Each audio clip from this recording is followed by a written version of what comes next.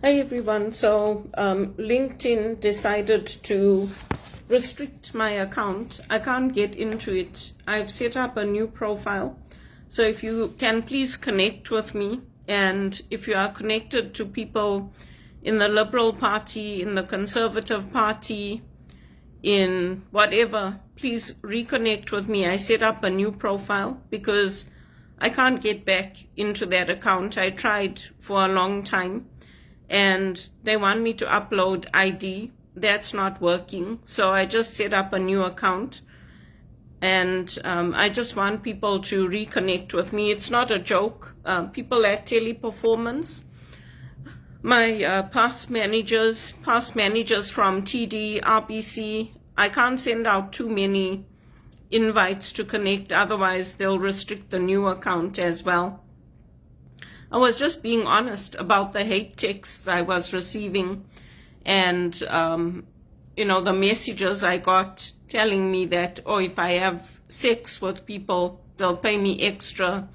And I was very offended by those. So I don't know what kind of world we're living in today, where people are allowed to send you messages like that, but you can't push back and tell people. It doesn't make sense to me. And there's a lot of people I connected with in the Liberal Party that were on Marco's team. If you can please reconnect with me. Marco himself wasn't connected with me, but his staff, JP, and all the others who were connected with me, please reconnect on this new account. Unfortunately, I've lost all my recommendations, which is the sad part, but all my friends from WITS, Simon Johnston, William, Timothy, I'd like all you guys to reconnect with me and to join the new profile and hang people that I volunteered with on the One campaign. Please make sure you reconnect. If you'd like to provide some new recommendations, that would be appreciated. Matthew, Michelle, Susan Osborne, please follow the new link that I posted on my Facebook and let people know at Teleperformance, because I had actually sent a message to the HR to ask them if they had any new opportunities coming up yesterday.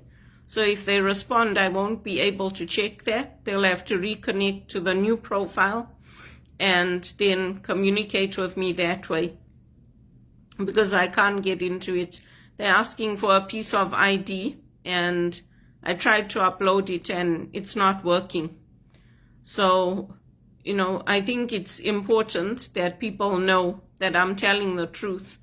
And once I have my connections back, most of them, then, I can communicate with you using the new profile. But I was very clear on that old profile that I don't engage in sex work. I don't, as an executive assistant, I'm very professional. And I've also left out the 11 years after I got let go from TD, because I really didn't work. I had maybe 2 or 3 months here and there. So I really had no work for 11 years. The work I got after TD let me go was the job at Teleperformance. And I'm also not joking about being willing to relocate to America to work as an executive assistant, because there are jobs here, and it's a small industry, and if they're going to keep shutting me out of my jobs, I don't see the point of staying in Canada. So I'm very serious when I'm asking people to put my name forward and to put my name out there for jobs. So yeah, that's what I wanted to just share with you, because I know sometimes when I post those messages, people think I'm joking. I'm not joking. The same with Regis College, Scott Lewis, Gordon Rickson, the priests that are connected with me on Facebook. I would really appreciate it if you could let people in America know, because I'm open to relocating, and I don't really want to go back to England anymore, because when I speak to people that I know they're telling me that things are getting better, but I've been trying since I left to get a job there and nothing's worked out. And I'm not one of those people that wants to go back to being a peasant and serving whoever, King William and Princess Charlotte and, you know, all of that. I'm not interested in that. I grew up in a republic, and, you know, I'm looking for something where I can use my skills and my education. So please take it seriously. I tagged the police as well because some of the police were connected with me on my old profile. They didn't start out as police. They started in other professions and they became policemen or policewomen. And I've lost all those connections now. So, you know, I take things very seriously. And if people call me asking for money for the police association or whatever, I do tell them. Because today it could be anyone. You really don't know who it is. So take it seriously and reconnect with me. Naina, Ashley, all of my friends who are on LinkedIn, the John Maxwell team, the Maxwell leadership team. I sent a few new invites out. If you can send me the invites, it would be better because then it's individuals sending me the invites rather than me sending out mass invitations to connect. And I've started reapplying for some of the jobs I applied to previously. It's just a pain. It really is a pain because they don't contact you. They don't send you an email to say that we are going to restrict your account or what the reason is. They just restrict it. It could be because you sent too many invites. It could be because they didn't like your content. It could be anything. They don't really tell you. And Canada's not a middle country. Canada's a powerhouse. Canada's part of the G20 and the G7, and it's part of the nations that founded things. So, you know, Mark Carney gave a very nice speech, but I don't agree with what he's saying. And yeah, there is a divided world, but it doesn't have to be that way. You know, there's the BRICS on one side and there's the Western countries on the other side. And countries are starting to work together again. So we are not a middle country. We were never a middle country. They've put us into poverty. They've put us into low expectations. They've put us into the rise of clinics and, you know, people can't afford private health care anymore. So it's not what it used to be, but that doesn't mean it needs to stay that way. So anyway, and for those of you who are looking to become spiritual directors, or you're wondering, like, how do you get in to do what I'm doing as a spiritual director, you have to be prepared to go into the poorest areas, because that's the reason that I got accepted. You have to be humble. You have to show humility. Because the work I did in South Africa at Wits and working with the priests in the Braamfontein community, we were working with the poor.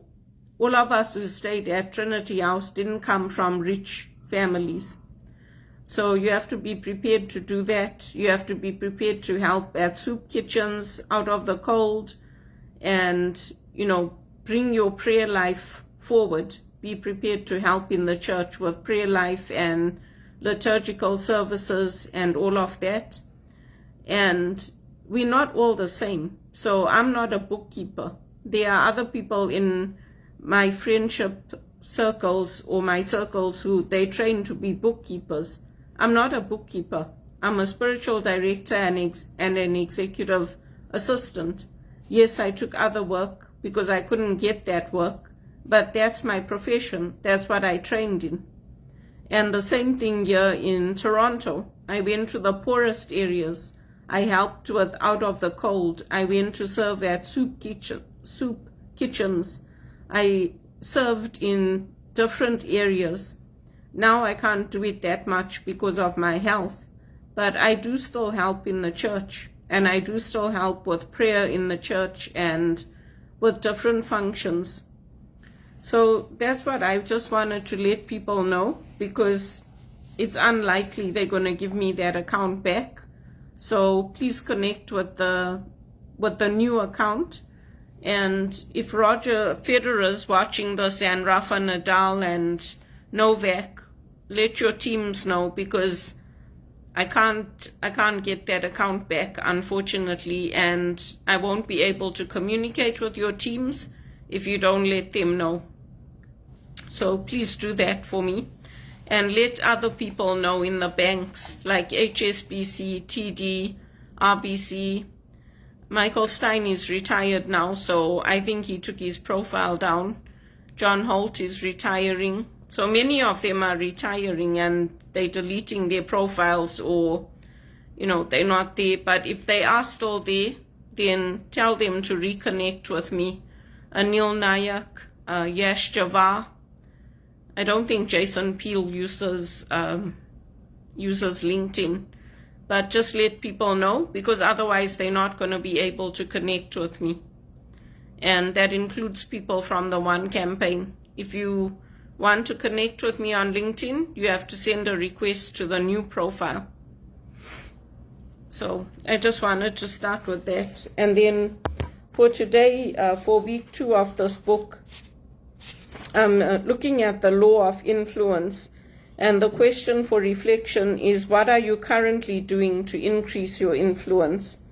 So in corporations, like when you work for a corporation, your influence is tied to your title. So if you're the CEO, if you're a director, if you are an account manager, you have more influence compared to a voluntary organization.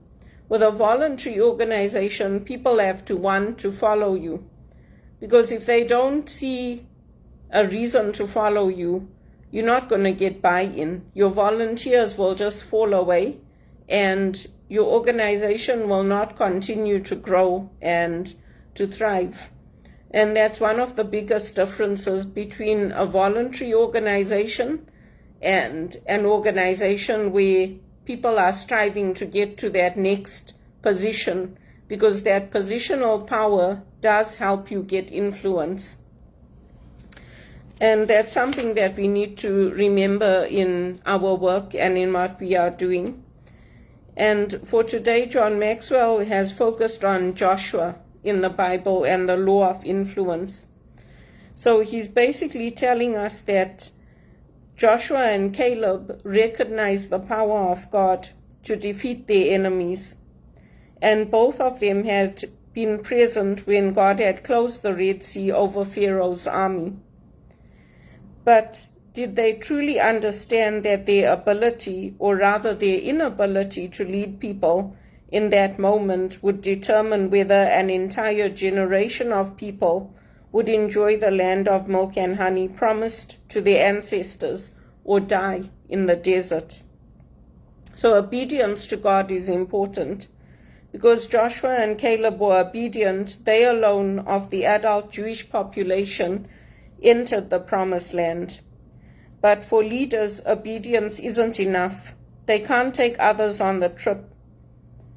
If they can't take others on the trip, they fail their God-given mission. So that's the key point that he wanted to bring out in here, because they were sent out as spies to view the land. And you see that here in Canada. We've had a lot of interference in our elections. They've been finding out there's a lot of communism and things that communism supports that are coming in. And this is a democracy. So we don't want those things in Canada. And there's a battle going on. But if a nation is not under the Lord, and if those values are not being put in place to promote that, then obviously the nation is going to fail. And there are some points he brings up here. The first one is leadership is influence. And Joshua couldn't do what he did if he had relied on position alone. Position as a tribal leader did nothing to help him influence others. The second point is leaders do not possess influence in every area. So that's what I had touched on earlier. We all have different gifts. We all have different talents. But we don't possess it in every area. Some of us are good at cooking. Some of us are good at singing. Some of us are good at networking. We don't have the same gifts in our lives. And Numbers 13:2 says, those selected to spy out the promised land were everyone a leader. So everyone's a leader, but everybody has different gifts. Everyone has different talents. The third point is our influence is either positive or negative. The scripture says nothing about the mood of the people as they waited for the return of the spies from the promised land.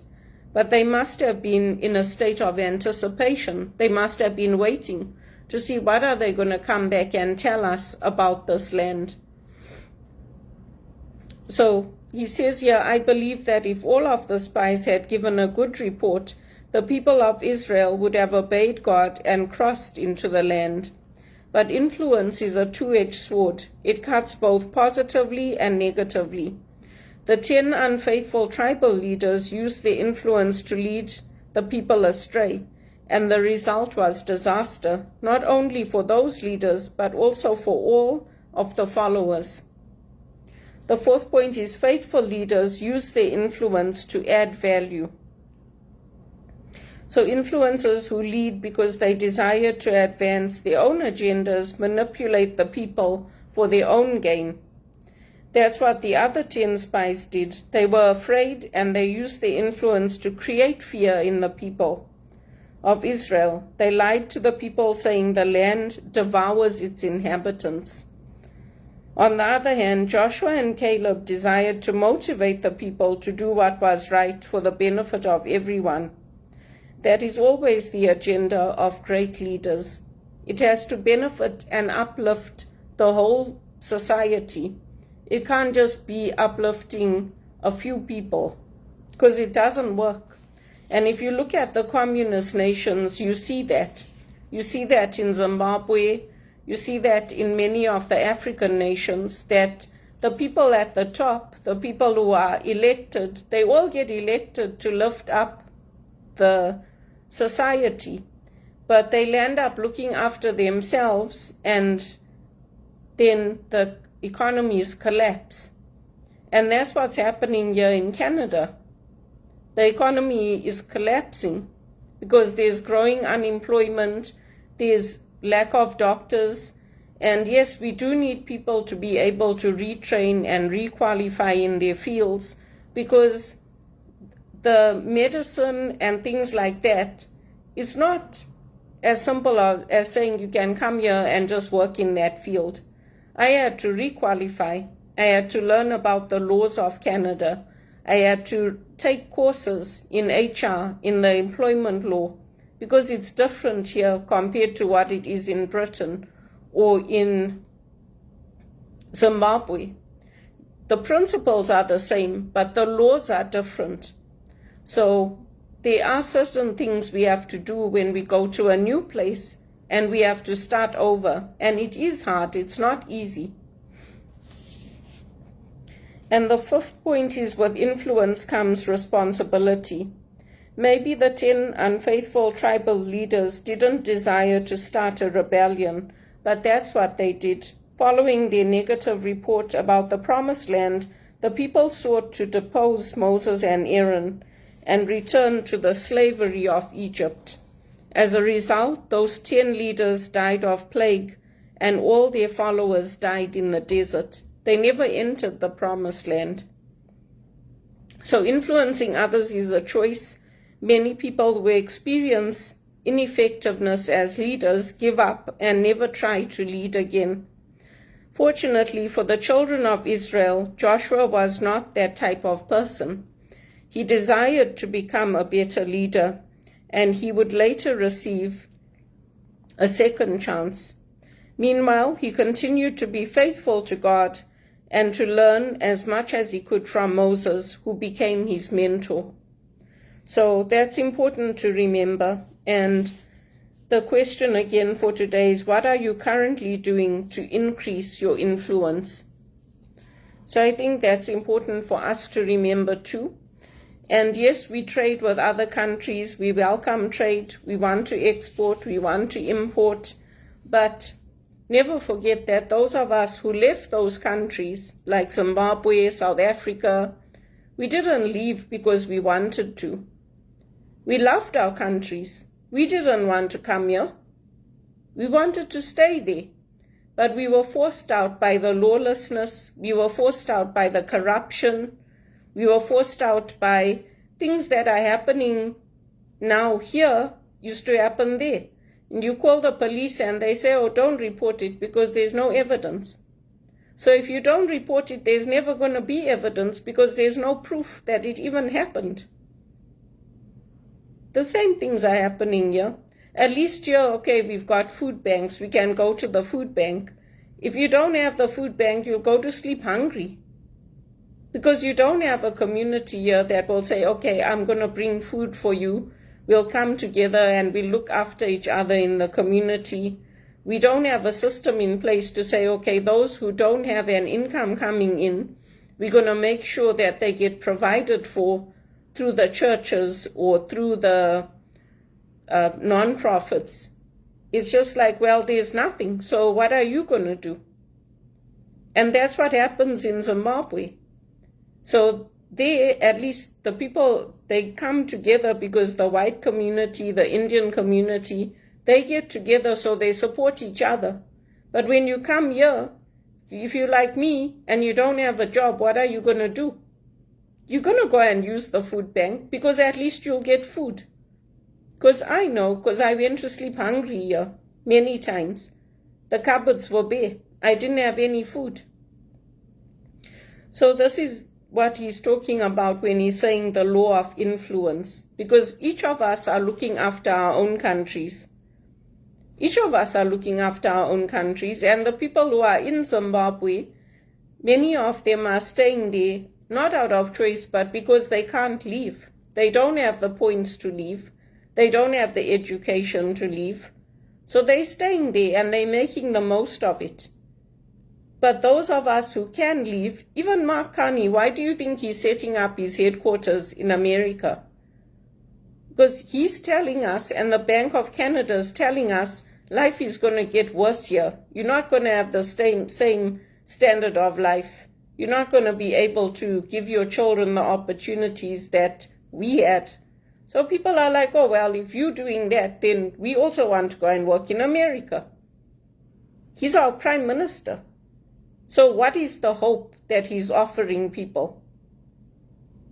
What is the hope? Because I don't want to live in another communist country. I don't want to live in another place where when I call the police, they say, oh, don't report it because there's no evidence. I don't want to live in a place where people can come in and just say, this is ours now and you have to leave. And there's no rule of law. In a false sense of compassion. Every country has historical injustices. Every country. But that's not going to resolve the problem. That's not. I don't get any special treatment here for having grown up in Zimbabwe, for having grown up without a father, for having grown up in apartheid and in a civil war. I don't get any special treatment. I don't get any exceptions made for me. I don't get anything. And I should. The church says I should, but even they don't give it to me. So I don't support what is happening. I don't. And if Zimbabwe has been independent a long time now, since 1980, it's good that the companies are investing and that things are changing and that there's growth in the societies. But the things they're doing now, we grew up doing those things. Don't throw litter out of the window. Pick up your garbage. Throw it away properly. All those things. Repairing the roads. It's taken all these years. Canada's not a middle-income country. Canada's a powerhouse. That's a false message to send to them. The same with France. The same with Britain. They're not middle income. So what does that mean that only the US is the top? There's poverty in America also. It's not like everybody's rich. Some people sleep in their cars in America. They put food out in the parks, coffee and muffins and all that, because there's no jobs. So we also have to use our influence to fight for what we want. And that's why I'm saying it's not fair to keep me here, to refuse to transfer me to America or to England or somewhere else if there's an opportunity for me to get an executive assistant job. That's not fair to me.